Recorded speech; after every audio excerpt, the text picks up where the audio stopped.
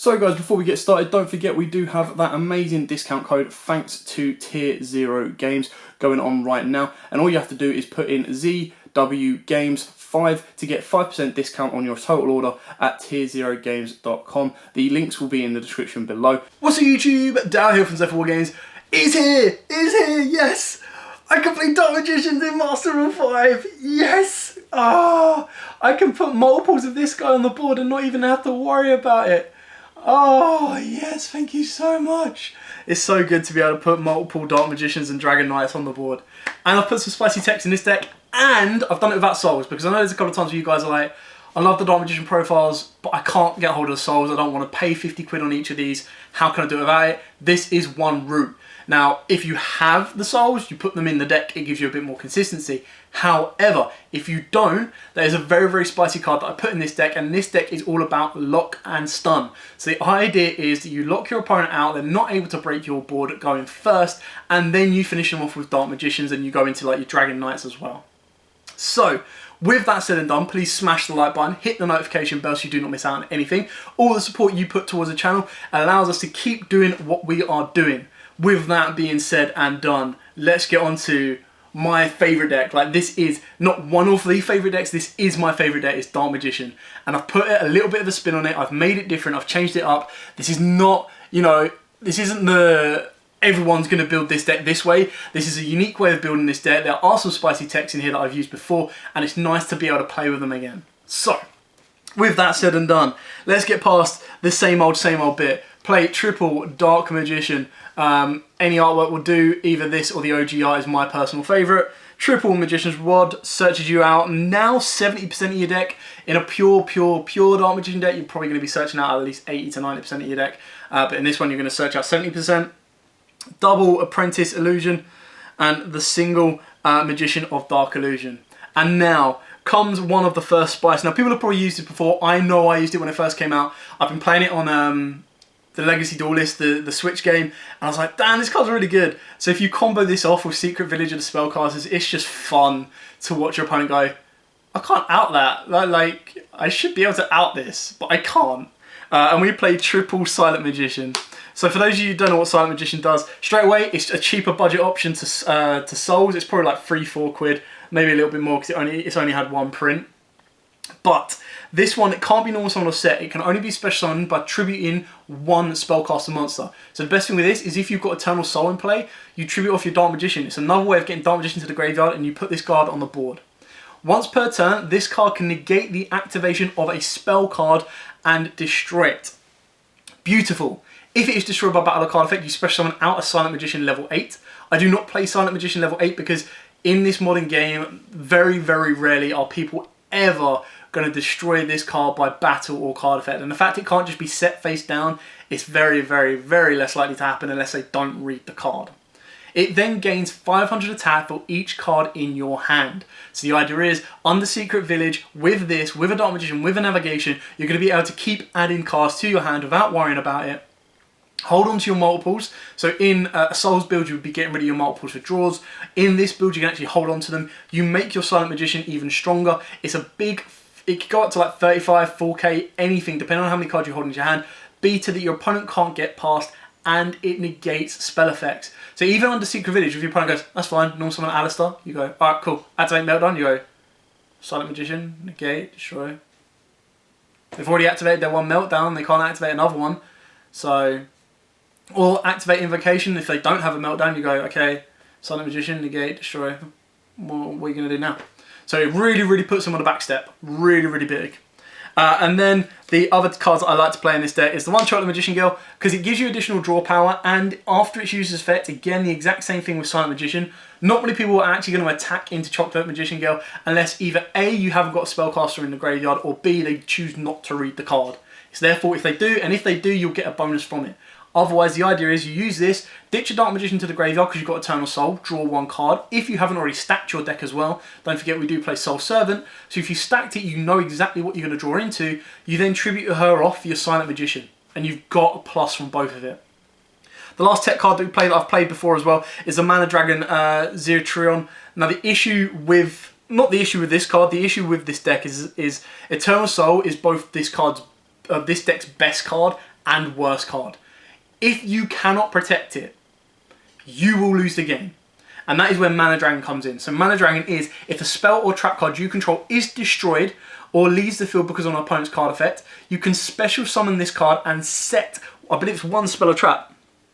It's special summon this card from your grave or hand, by the way. Then you can set one spell or trap card that is banished or in your graveyard into the spell and trap card zone. So it doesn't even need to be the card that got sent. You can set any one you want.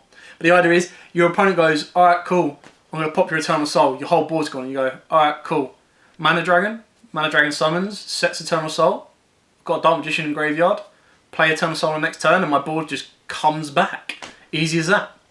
So Mana Dragon is actually very, very important. Plus it is a dragon as well, so if you wanted to hard summon the Dark Magician Dragon Knight, you could use him as material to do so. Easy as that. Moving on to the spells, we do play triple Allure of Darkness in this one. Now, I really don't like Allure of Darkness in my Dark Magician's decks, just because the amount of darks you have that you actually want to banish and you don't mind banishing is very, very minimal. And it's only when you have multiples of them in your hand. So I would probably want to take this out, but the only thing I'll take it out for is Extravagance, and that clashes with the rest of the deck as well. So it's very hard to find a decent draw card. Allure is probably the best one to it, but then to make Allure worth it, you kind of want to put in cards like Return of the Dragon, not Return of the Dragon, sorry, the trap card that brings back a level 7 or 8 and then puts it back to the hand during the end phase, or Return from Dark Dimension. That then turns into like a 5-card draw engine, and if I'm going to put a 5-card draw engine into this deck, I'm going to put in the Spellbook engine. So it's good, it's bad, it's everything in between. I get it, I know why people play it. If you put the Kaijus in here, the Riding Dark Kaiju, then definitely it just gives you a bit more like fodder to get rid of. There's just no point when I'm like, oh cool, I've drew into 2 Dark Magicians and I want to banish one of them. It's always, oh, I've drawn into 2 Dark Magicians and I have to banish one of them. So you can kind of see where I'm coming from on that one. Then Triple Soul Servant. I made a mistake in one of my previous profiles of only playing this at 2. Big mistake. Don't do that again, Dale. Learn your lesson. You're going to be playing this here like 3. Because its stack effect isn't once per turn. It's a quick effect. It can stack you whenever you want to. And its draw effect, even though it is once per turn and does clash with Extravagance if you play it, it's still very, very good to use. Don't be foolish. Play this at 3. Simple as that. Exact same reason you play Triple Dark Magical Circle. Simple, simple, simple. Now, because we are a stun and lock deck, I do apologise for these next cards coming up, but it is the way of the world. Secret Village of the Spellcasters. 1 Mystic Mine. So if your opponent is playing Spellcasters and this is useless against them, you have Mystic Mine as an option. And if you don't open up any of these, but you do open up one of these, this is just as good as a trap card. Because your opponent special summons a card and you go, Demise of the Land, Secret Village, lock you out, or I'm going to go into Mystic Mine and lock you out. So it gives you outs if you have bricked, and that is why this is the stun and lock version of Dark Magician.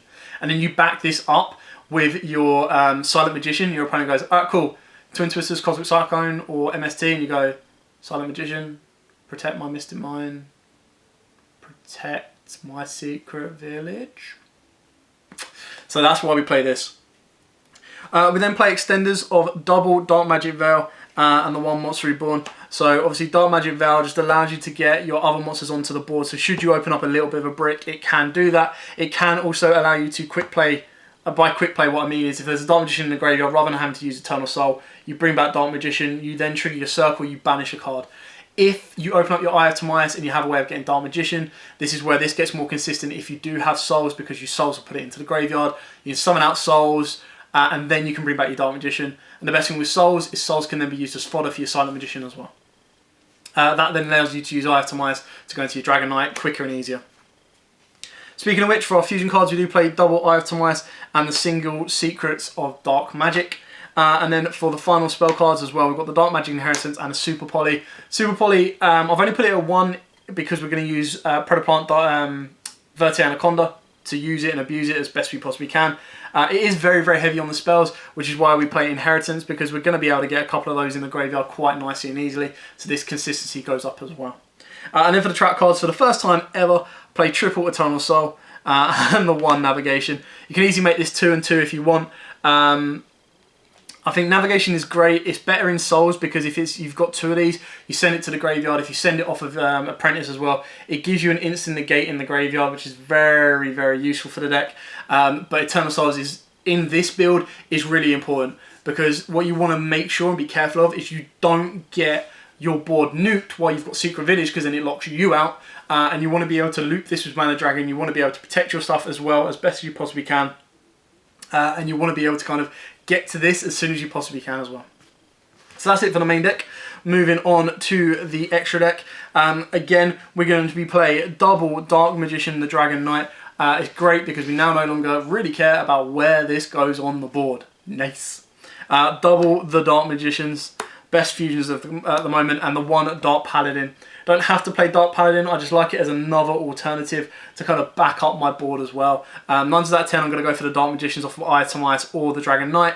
Dragon Knight is going to be your first portal call off of Itemize, and then your Dark Magicians is going to be coming off of your Quick Plays and your Super Poly, and then Paladin is your second to everything, but it is just a nice card to have, and I love this artwork in a secret. It looks awesome. Simple as that.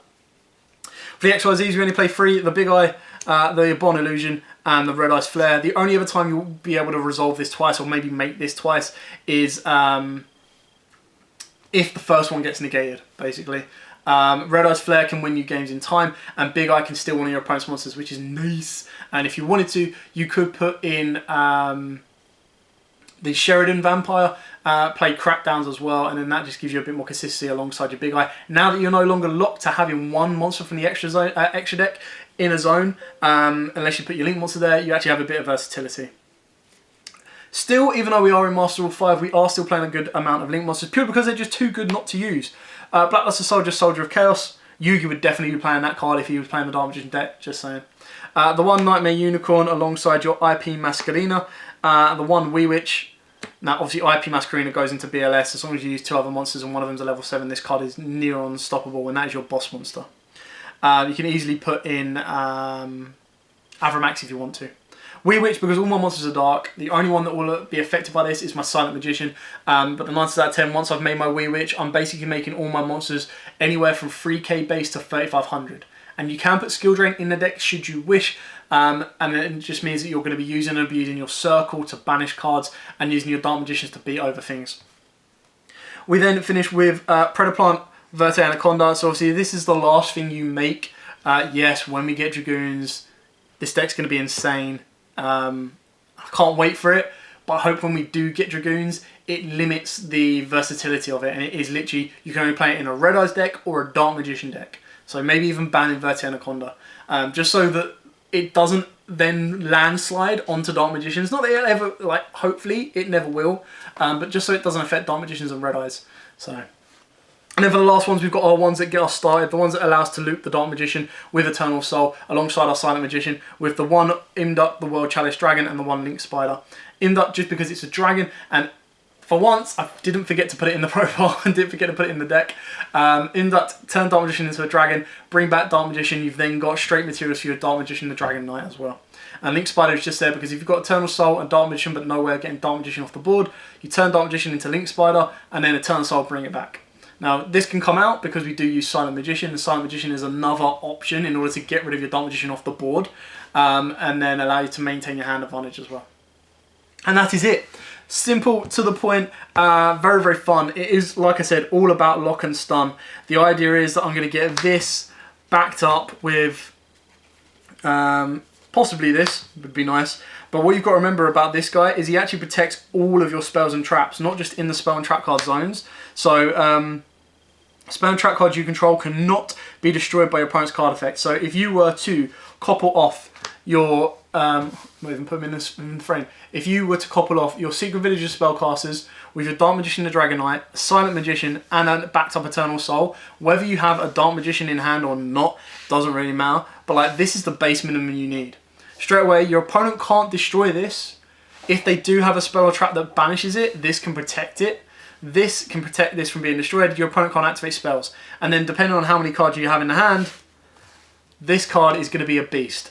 There's always that threat that they might be like, oh, screw it, I'm just going to kill it anyway. If you do want to put in a Silent Magician, and they're like, well, maybe he might have one, and maybe it's not worth the risk of bringing out a card that is unaffected by all spell effects and is a 3500 beater, then I'm not going to risk it. But the idea is they've got to get past this first to then even worry about getting to the rest of your board. And you've got this and this protecting this. As simple as that. So it is a spicy version. It is something a little bit different that's already out there. And it does give you a couple of different avenues for the deck as well. Silent Magician is just a card that I liked the second it came out. I just wanted to have a bit more consistency, and now with like Eternal Soul and ways of looping Dark Magician back from the graveyard, it's one of the best cards you can actually use for that as well. Anyway, thanks for watching. Hope you liked it. If you did, please smash that like button, hit the notification bell, and subscribe so you do not miss out on anything. Hope it's giving you an idea for your own kind of versions. Maybe there's a couple of cards in there you're like, didn't think about that, I might put that in. That might be a nice little tech to try that in Dark Magicians. The Dark Magician deck has so many different versions and variants, it's crazy. The Fusion variant, the Ritual variant, you've got variants with Silent Magician, variants with Souls, variants with Dark Magician Girl build. It goes on and on and on and on and on. There are more competitive versions than the others. This can certainly live up to it. It is a go first build. One of my most successful Dark Magicians builds did involve Card of Demise, Fairy Tale Snow, Kaiku the Ghost Destroyer, and Secret Village of the Spellcasters. And it's all about, again, lock and stun, which is exactly what this build is. So, thanks for watching. Like, comment, subscribe, share, and until next time, guys, as always, happy dueling.